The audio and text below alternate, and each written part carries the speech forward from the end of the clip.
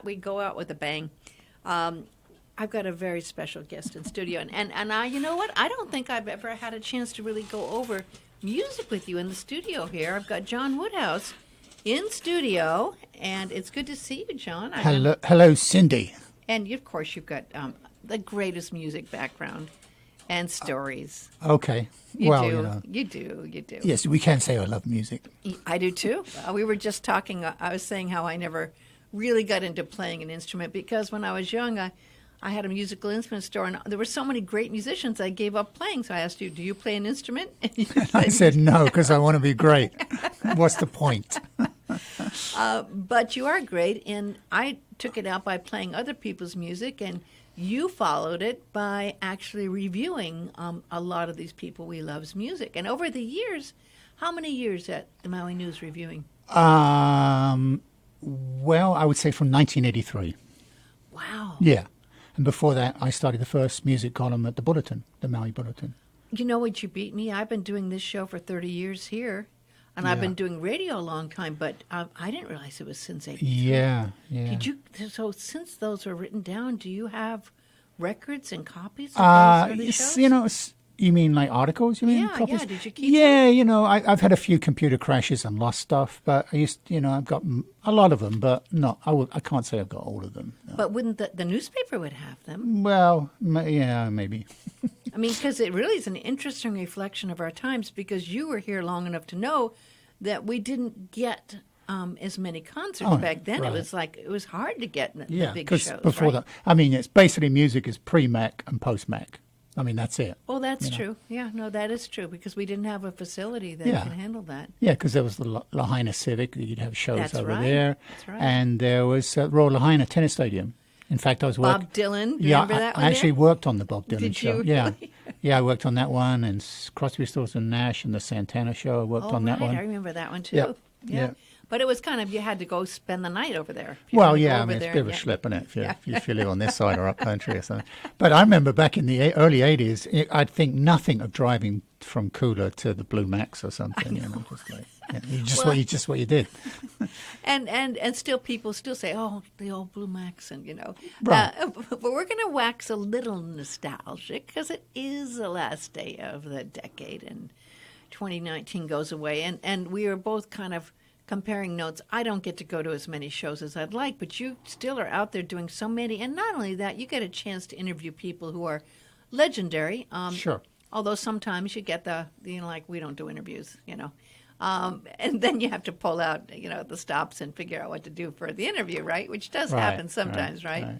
But looking back, as we're going to do it this last year, and we were really, really, really blessed to be able to have some magical moments happen. You mean 2019 we're talking? 2019, yeah. Yeah, I mean, we were just talking a little bit earlier, but Paul Simon to me was the highlight of the year. That was phenomenal. I mean, absolutely phenomenal. I mean, I was lucky enough to interview him too, which was very nice. And I've only seen him twice, and the first time I saw him was in 1965 when he had moved to England for a little bit, and I was in high school in a little town outside of London. And he had fallen in love with a local woman in this town called Brentwood.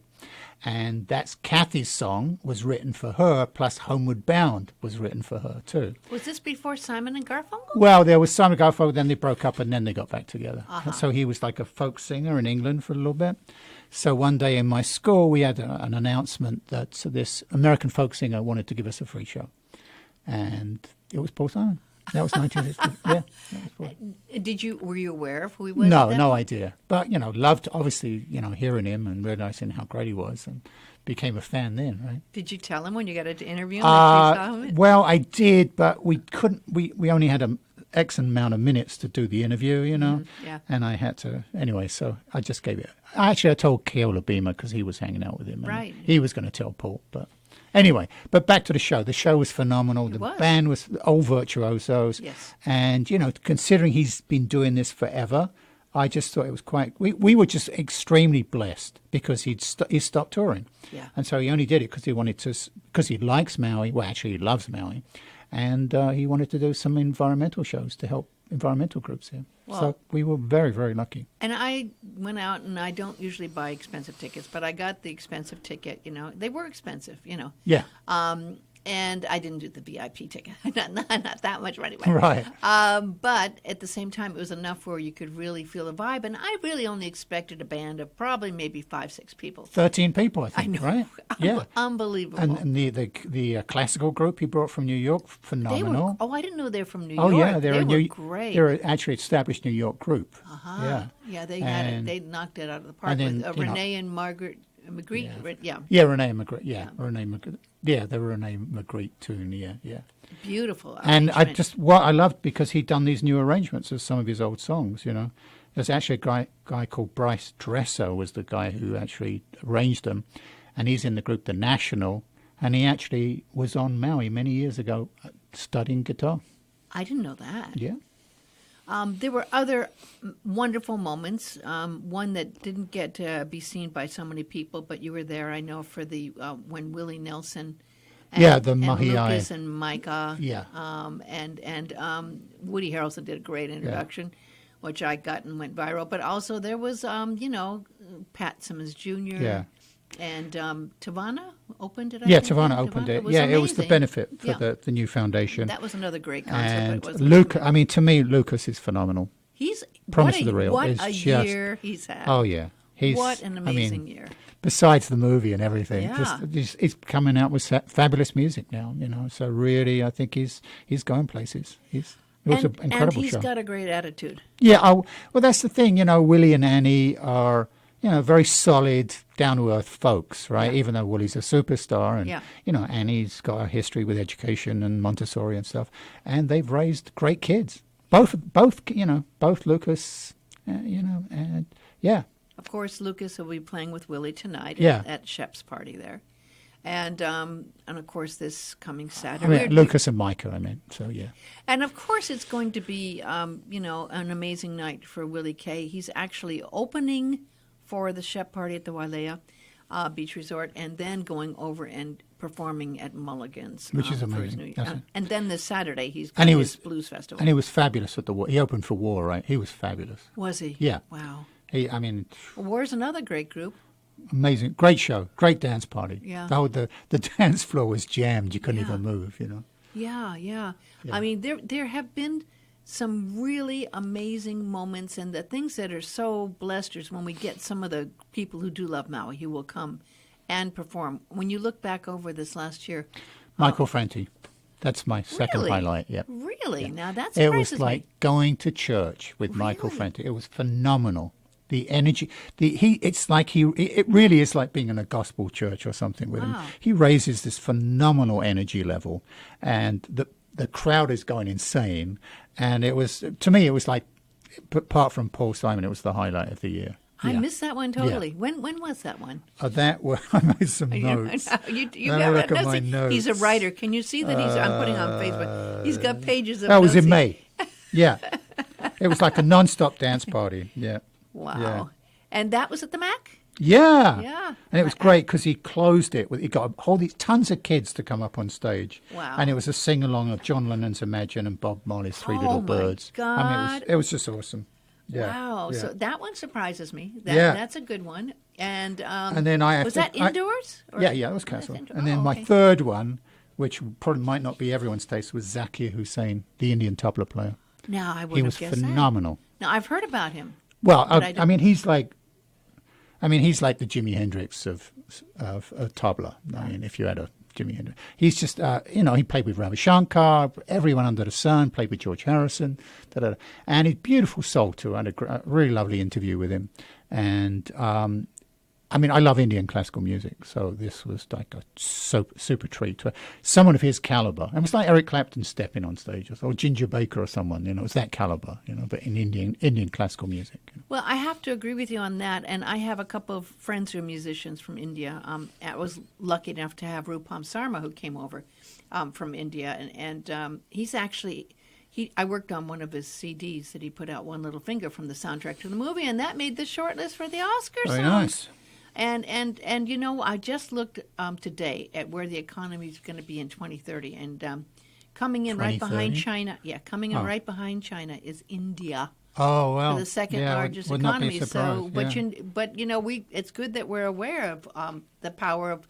There's a lot of people who are brilliant coming out of India, and we still are learning to understand that culture and that language. But it's a force to be reckoned with, I think. Very ancient culture. Yes, that goes way back. So going down your My list, my upside huge down list. notes here. Your list. And right. I have to say, you're recognized, and I have to just put in a word here. Not a lot of people can get some of these interviews you get, and you've been in this business a long time, and you have achieved a great reputation.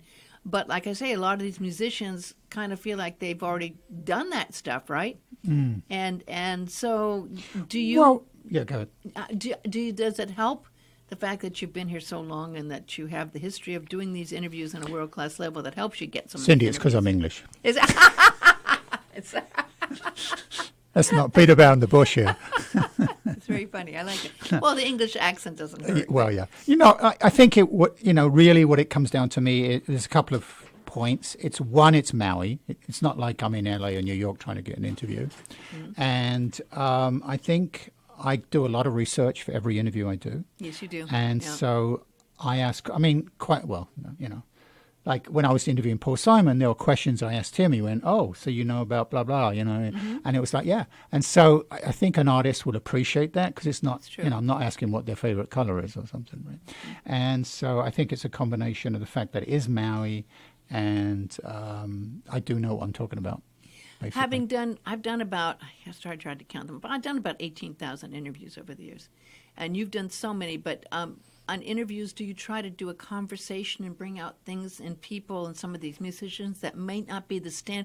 And I know that some of these musicians have a standard line that they do for interviews. And do you try to bring other parts of themselves out in the interviews? Well, I'd kind of like to find out, like the sort of the soulful aspect of them, I'd say, and the creative aspect of them, not rote stuff, So what inspires them? And exactly. What's rocking their boats lately, and have you been surprised by some of the answers you get sometimes to that? I can't really say I'm surprised necessarily. No.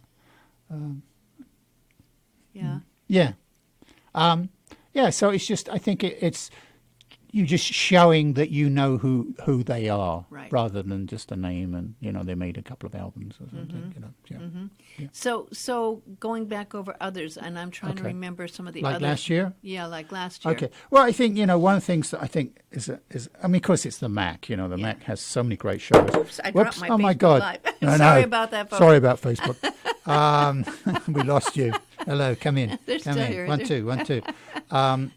I would say that one of the highlights, in a way, is Henry Capono's shows, because he's been doing this artist-to-artist show. Right.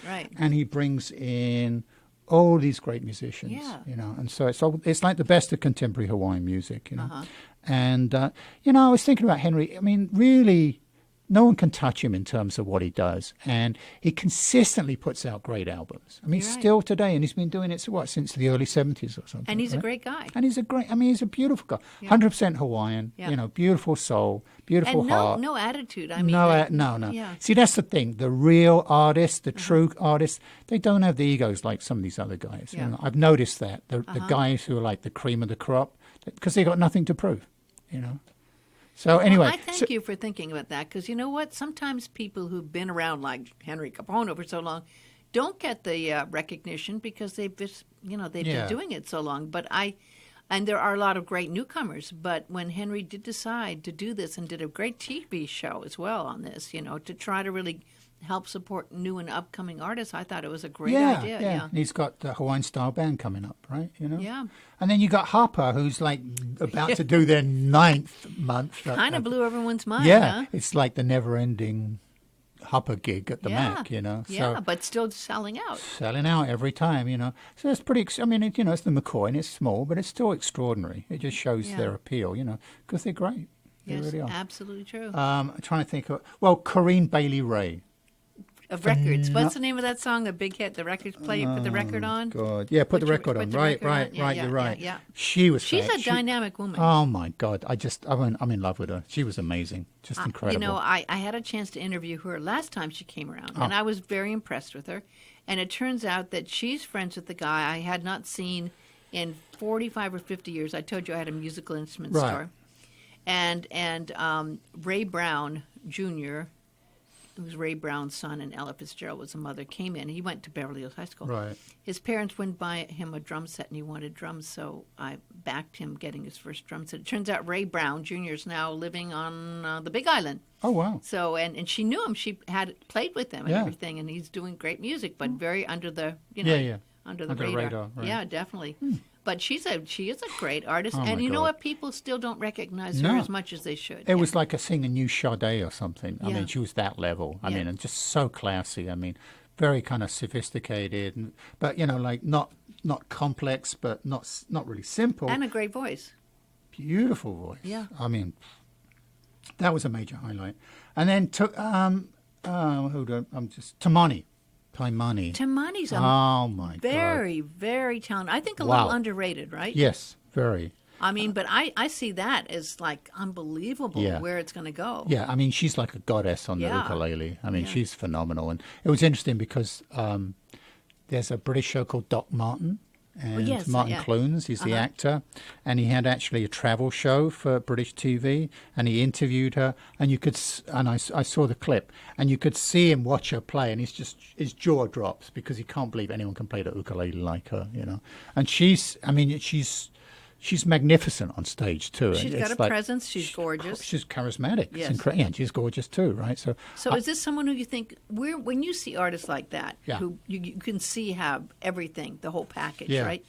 Do you see them being able to make it through the maze to get to that past just the Hawaiian artist level, and that what it takes to go international? I think she could take Europe by storm. I really do. I think you're right. Because there's a sort of an appreciation in Europe for artistry.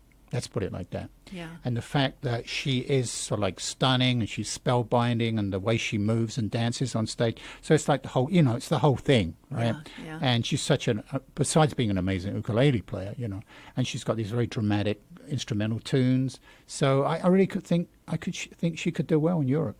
Well, it's so interesting how many, and you know them all, Hawaiian musicians have been going to Japan and making their living. Yeah. Being able to make a living Japan by going keeps Hawaiian culture going. But we don't see as many going to Europe, do we? No.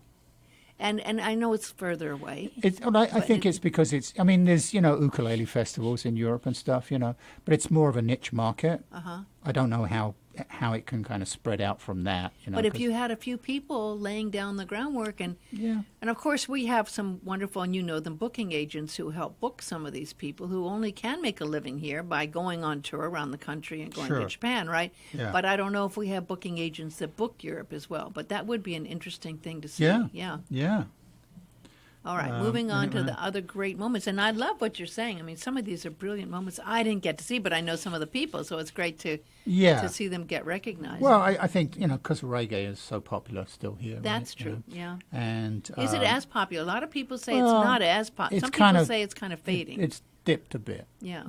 I mean, but, Junior Gong, Damien was here, and that was super popular. And that was in July. Yeah. And then I've always loved, Steel Pulse is British, right? Yeah.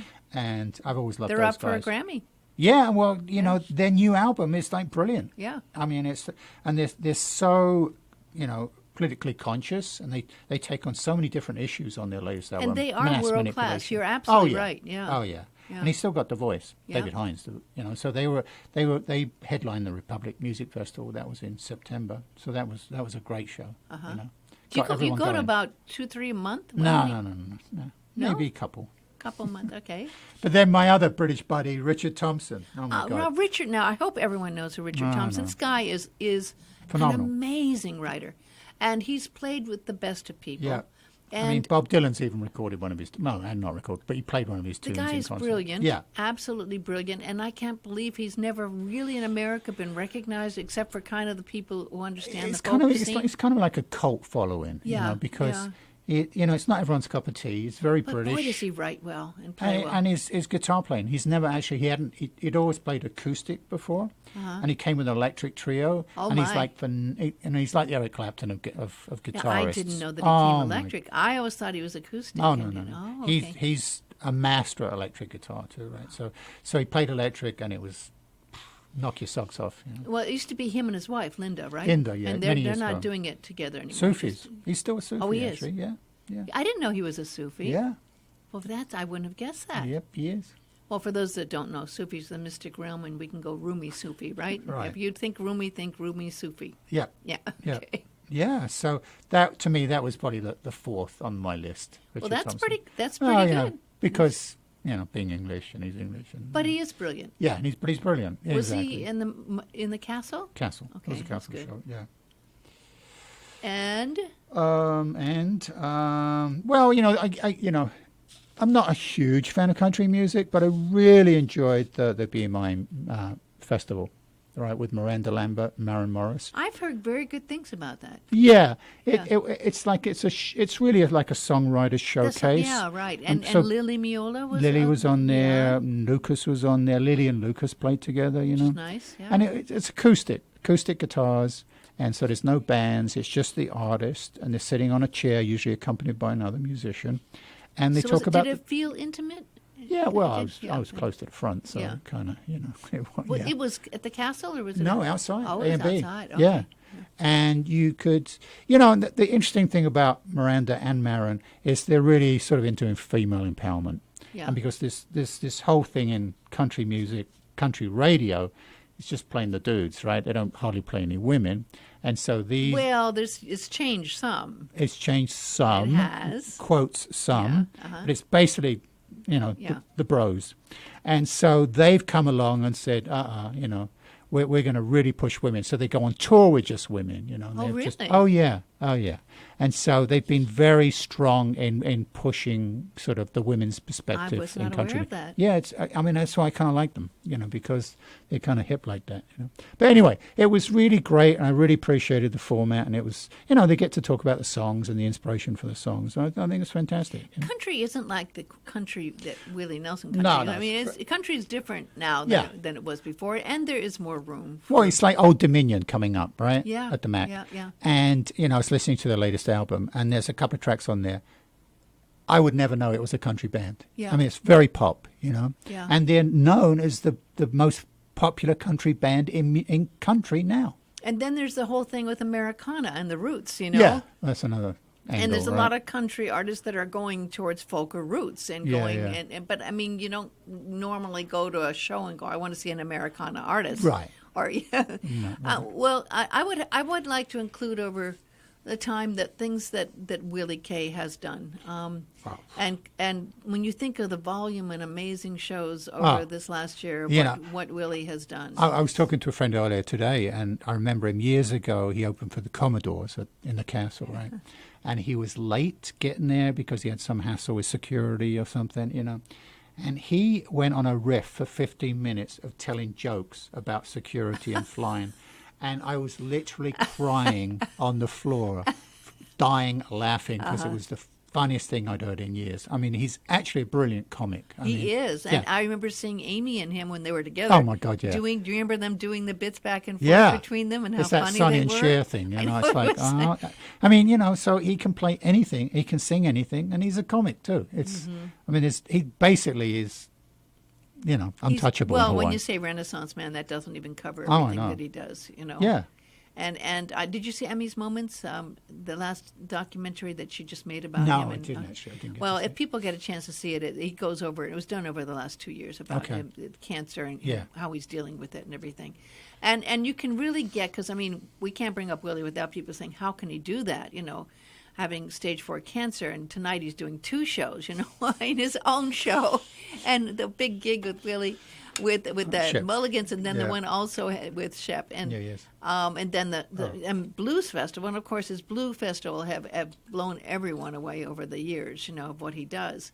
And he says in that documentary about how he just can't stand being at home. He goes stir crazy, that he has to get out and play, that he just can't. He says, people say, well, how can you do it? How can you? He says, how can I not do it? I can't stand not doing it. I live for it. So he's the ultimate performer. Yeah, he opened for War at Saturday at the Mac, and you just couldn't get the sense that his soul is so strong and his spirit is so strong that nothing can stop it coming out. Yeah. I mean, and because besides being a virtuoso, it just pours out of him. He just sits down there with the guitar, and he's unstoppable. It's extraordinary. Absolutely true. And we've been lucky enough when people get there. Now, you know this. I mean, musicians talk to each other and they talk to themselves. And they know when they can play at a place and they're welcome and the vibe is right. They tell the guys, well, maybe you should check this out, come play. And plus, there's so many musicians who live here who know musicians, etc.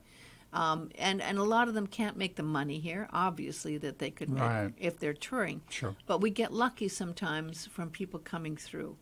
And over the years, we've been very, very lucky, of course, with people like Carlos Santana, many, many times, not this last year, but doing, again, bands that are like unbelievable bands, And I was talking to you before we began the show about some amazing concerts at the Mac, and we tried to compare what we thought were some of the best concerts that we've seen, and one of the ones that I have to always stands out, one of the best was Prince. And the one that blew me away is seeing Prince at the Mac. And I've always appreciated his talent, and his voice. I didn't realize how amazing he was live. There's no one can compare with him. I mean, it was like, I felt like the guy gave 150%. And the funniest moment to me was when there were a couple of women jumped on stage and started dancing around him, and he suddenly goes, there's not enough women. Something like, there's not enough women up here. And literally like 30 women ran on stage and were dancing around, and he jumps on a speaker and he's got a whip and he's like playfully whipping at them, and it was like, oh my God. The guy could move. The guy could move. And he just fed off it, and you could see the energy was electric. Absolutely brilliant. I mean, there's no question about it. And then you said in one that I think Jack Gist will agree with you on, Jack says one of his... Who are you? The Who. Yeah. And I missed that one, but yeah, Jack I mean, it was with Roger shows. And it was with Pete, but oh my God. I mean, I used to see those guys back in England, like, in small venues. Yeah. So Did you get to interview them? Or talk no, to them? You didn't get to. Too big. Too big. Yeah, when you get to a certain strata, you don't get to interview. The Maui News doesn't get an interview. Well, and they don't even need the publicity. No, right? exactly. It's not like they need the publicity, right? Right. But that was a great one. The Who was fabulous. That was one of the best. And in the last decade also, you mentioned, and I have to agree, Sting. Being able to see Sting. Transcendent. It was actually a transcendent show. There was a vibe. You could feel the energy change. Yeah. I mean, I remember walking out going, I'm in an altered state of consciousness, and I hadn't taken any drugs. No, it's true. There was this amazing grace. I mean, that happens. Because he always has killer bands too, right? And, the guy can play. I remember once. Did you get to interview him? No, he wasn't. Too big, yeah. But I was working back in the 80s. I was working for a promoter, and I went over to see Sting in Honolulu. I was at a sound check, and he came out and he started playing. There was no one in the audience, right, because it was afternoon sound check. Yeah. And I'm standing watching him, and you could just, the charisma just oozed out of him. Oh, yeah. And it was like there was no one there, no audience, but the energy he gave out just in the sound check was like incredible. Yeah. And I went, oh my God, this guy! You can see this guy is such a superstar. Well, I got to meet him back in Berkeley. When I was living in the Bay Area, Santa Rosa, I went down and because I was in, had a radio station, all that stuff, I got to go backstage. And he was so charming. I was just wearing an outfit to go to the thing. He says, "I love your costume," and I can't do the British accent. Right. And it was like I melted right yeah, there. Of course, He's like, charming. I mean, I met him backstage at the Mac too, and he's charming. He is absolutely. He's a rock star. Yeah. Dream concerts you'd love to see in the next decade. Oh well, Peter Gabriel. I was just, it's funny. Right. I got to meet Peter Gabriel there at the Greek Theater in Berkeley, and I love Peter Gabriel. Yeah. Wouldn't he? And he does a great live show. Oh yeah. Have you heard his CD, the live one he did with the string orchestra and everything? Sure. Oh yeah, it was great. Peter Gabriel is amazing. Peter Gabriel. Yeah. Wouldn't he be great? I mean, I don't even know if he's ever played Honolulu. Actually, he I doesn't don't seem think to. so. Yeah, that would be it for me. And, I was talking to Alto Reed, who's playing tonight Sure. at the Shep thing. And I said, we didn't get to see Bob Seger. I mean, Yeah. I would have loved, I've never seen Bob Seger. Of course, Yeah. he's from Detroit, and there's roots there with John Detz in Detroit and Right. everything. And then Alto said the reason he hasn't come to play here, because he is a chain smoker and he can't fly. Oh, because he's not and allowed to smoke in the plane. He's not allowed to smoke. I said, well, God, you can get your own private, Yeah, get a private flight, could be arranged. Yeah. One of the things that's not a concert, but I have to put it up there as one of the great moments, was when the Dalai Lama, when His Holiness came. That was amazing. Absolutely amazing. When that happened, that was one of the highlights for me. Totally being agree. able to. Did you get a chance to meet him? Or Yeah. You got. Well, I that's got great. a photo with him. Well, that's nice. Well, group shot. Yeah, absolutely. Yeah. Amazing moment. And I think it's going to be interesting to see where we go. And we still are limited. How many people at the MAC outside? 5,000. 5,000? Uh-huh. So, of course, that limits it, I think 5,000 would show up for you too. You too would be another one. Yeah, but there's no way. There's no way. No way. No way it can happen. Maui's too small. Yeah. I mean, they could play the War Memorial Stadium, but still too. I don't think it would. Economics, and it wouldn't work out. Well, but you know what? I'd like to see Coldplay. That would I could be. definitely go for Coldplay. I was talking with Marnie from who's worked on the Sprecklesville gig with Willie Nelson, and they're trying to plan to do a big event this summer, Right. and we'll see if it happens or not. But that again would be too big probably for the MAC, right? Mm. So they're talking about maybe doing it actually at the land where they did the conference on the soil. You mean the Mahi Pono land? Yeah. Oh, Yeah. wow. Yeah. And actually making That would it be. there. Yeah, but they'd have to set up the entire infrastructure, set which up would the be kind of entire nuts. infrastructure, So yeah. it'd be better to go into the War Memorial and do that. Yeah, maybe, but great things coming. And I have to say, John, I know you're very busy. It's New Year's Eve, and I know you're planning to go out and party, till midnight and get it on. And Excuse me. I'm going to close the Facebook Wink, wink, nudge, line. nudge. Say no more. Say no more. Well, lots of people saying great things about you. Yeah, and you want to wish everyone a Happy New Year? Happy New Year, everyone. Aloha, and let's hopefully we'll survive 2020. Hopefully things don't get too crazy out there, and just best wishes to everyone. And I'm going to finish Facebook Live, but I'm just going to also say, over the years in the writing, we just want to thank you and congratulate you because, yes, I know that's sorry, it's taking over. Okay, no. Yeah, but congratulations because you have another side, and only a few people know about your other side. Well, you have a very spiritual side to you, and you've been involved in that, and you decided to be a counselor, Right. and it seems like just yesterday. I remember you telling me I'm going to be doing counseling. Well, you don't ever talk about that in your articles or anything. Right. But it's been how many years now? Well, 19, basically. 19 years. Yeah. And today is a special day. Today is actually my last day of working for the Department of Education. Yeah. As a counselor. So Yeah, I'm actually called I'm a behavioral counselor. So I work with kids with behavior issues. And ADHD, oppositional defiant which disorder, is very, autistic very kids and intensive stuff. work. Yeah, it's elementary, and I love it. I love the kids, and it's been fabulous. I've loved it. It's been quite a balance with the music and it's much needed work. So Yeah. now that that's over, any changes in your plans and doing anything different? I can this die coming now. year? You can, but you're going to continue. I mean, I have to say the Maui News. I love the Maui News. Yeah. And you've been one of the longest running people who've stayed there, right? Yeah, well, I guess, yeah. And you've seen a lot of changes, and it's hard on print. Print is a difficult situation, yeah, right? Yeah, but I'll keep writing, hopefully, and something will pop up. I don't have any qualms about it. Would you like to work as a DJ? Want to come to work as a Cindy, DJ? you might remember I used to be a DJ at Ka'oi. A long time ago. When A long was time that? ago, back in the early 80s. I had my own radio show here. Oh my gosh! Yeah. Well, I came It was in called 86. Hot Cuts. Really? Yeah. Hot cuts. Jack will know. Yeah. I used to, Sunday nights, I used to preview new music every week. You and Marty Dredd. Remember when Marty Marty came? had his reggae show, right? Yeah. That's right. Well, maybe it'll come full circle again. You never know. Yeah. You never know. There's an open door here. I was funny when I got my counselling job. I was thinking, I wonder how many jobs I had before that. And I've had 7. That was my 18th job being a counsellor in life. God. But you got paid. Yes, I actually got paid. It's incredible. It's amazing.